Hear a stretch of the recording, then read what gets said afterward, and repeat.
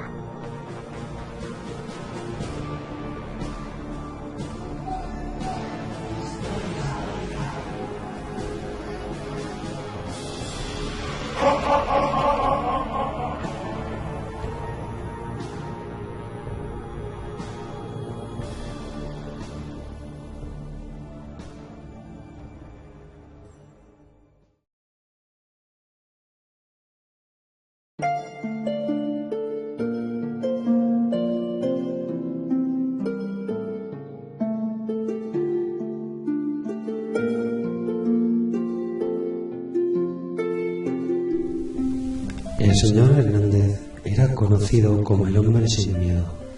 No le temía nada.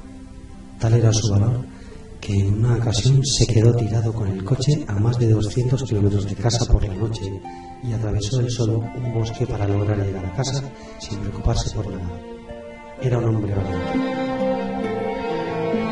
Cierta noche, el señor Hernández iba en su coche de camino a casa con su mujer, la señora Pérez.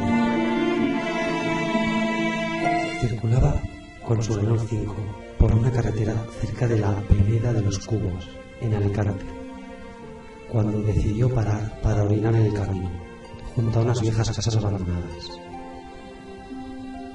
Detuvo el coche, lo dejó con el motor en marcha y las luces encendidas, y mientras su esposa esperaba dentro de él, se fue a la parte posterior del coche a aliviar sus necesidades.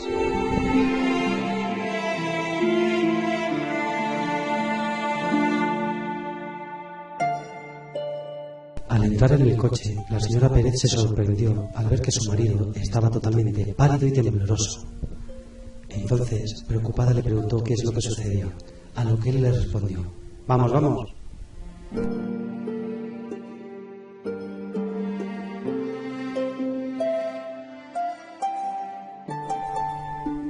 Entrando rápidamente al coche y saliendo de allí como alma que lleva el diablo, pisando el acelerador a fondo y sin mirar atrás.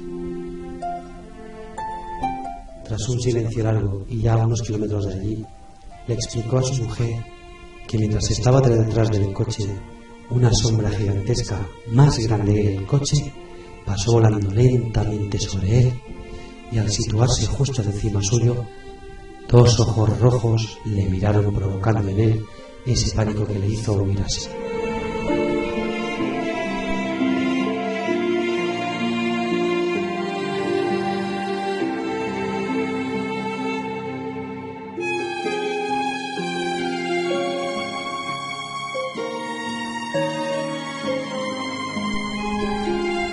años más tarde, la señora Pérez, en una charla familiar, le contó a su hijo esta historia sobre su padre, el cual no quería creer que su padre, sin miedo a nada y valiente como nadie, había salido huyendo como alma que lleva el diablo de ese lugar.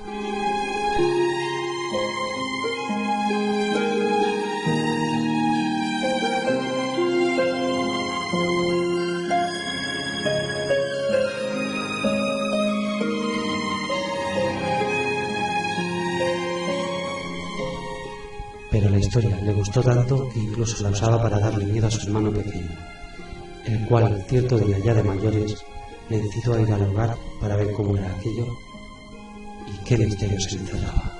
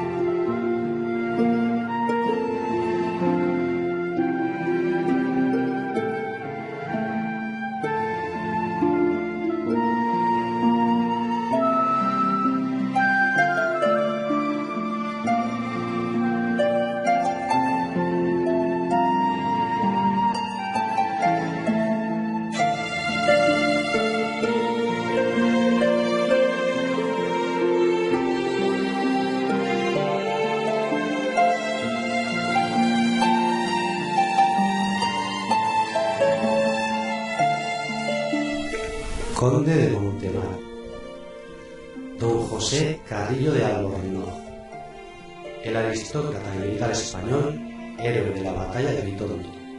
Conde de Montemar nació en Sevilla el día 8 de octubre de 1671, en el tramo final del reinado de don Carlos II de Austria, último rey de la dinastía que gobernaba España y sus reinos desde 1504. Era hijo de don Francisco Carrillo de Albornoz, Esquivel y Guzmán, nacido en la misma capital de Andalucía el día 18 de junio de 1639. Su título era el de Conde de Montemar, coronel de las guardias, director general de la caballería de España, general en jefe del ejército de Orán. Por aquel entonces avanzaría los intereses españoles en Argelia. Además, era caballero de la Orden de Santiago, por lo que de joven José tendría una buena referencia militar de sus antecesores.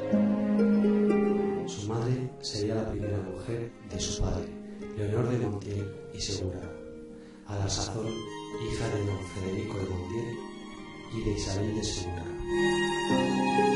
Pues bien, esta es la historia del primer Montemar. Tras varias generaciones, un predecesor se trasladó a vivir a este recóndito lugar de Alicante. Y es aquí donde comienza la leyenda.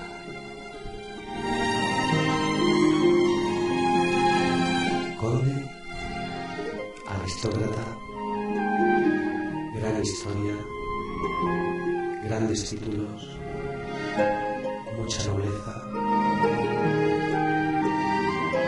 y en tal año como el que se le ocurrió mudarse a la zona de Alicante, empezó una historia terrible. Era un hombre que vivía solo con su madre, no tenía esposa, por lo cual no podía tener descendencia. Cierto día se le ocurrió adoptar a una niña para criarla como hija suya. Pues bien, el famoso conde era un padre estupendo. Era dulce, atento, cariñoso y cuidaba con toda su atención a sus hijas. Pero, ¿qué es lo que se sabe de esta historia? Pues que cuando llegaban a la edad de la pubertad, esa edad en la que la niña deja de ser niña y empieza a ser mujer, algo en la cabeza de José hacía que se transformara en un hombre seco, áspero, reacio, poco cariñoso y que no trataba bien para nada a esas niñas. Era tal su odio hacia ellas que las acababa encerrando en un pequeño altillo que hizo en la casa, las dejaba maniatadas a la pared y allí las subía algo de comida y algo de agua hasta que ya no aguantaba más, y entonces las bajaba al subterráneo, al pozo, y allí acababa con sus vidas. La gente del lugar la conoce como la casa del conde. La casa dicen que está maldita.